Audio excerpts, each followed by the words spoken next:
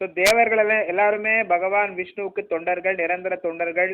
அசுரர்கள் பகவான் விஷ்ணுவை எதிர்த்து செயல்படுகிறார்கள். ஆனால் தேவர்கள் அனைவரும் பகவான் விஷ்ணுவின் தொண்டர்கள். தேவர்கள் அனைவரும் புண்ணிய ஆத்மாக்கள். தேவர்கள் அனைவரும் சத்துவகுணத்தில் நிலை பெற்றவர்கள். தேவர்கள் அனைவரும் பகவான் விஷ்ணுவுக்கு பக்தி தொண்டு செய்யக்கூடியவர்கள்.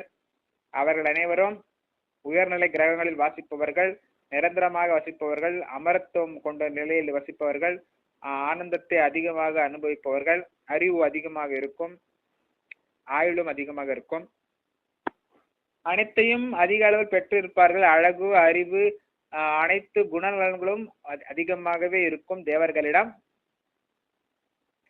அப்படிப்பட்ட தேவர்களே பகவான் விஷ்ணுவிடம் சரணாகதி அடைந்து விட்டனர். சரணாகதி அடைந்து அவர்கள் பகவான் விஷ்ணுவில் புகுந்து கொண்டிருக்கிறார்கள். தேவர்களே பகவான் விஷ்ணுவின் உக்ர ரூபத்தை, இந்த விஸ்வரூபத்தை கண்டு பயந்து அச்சமுற்று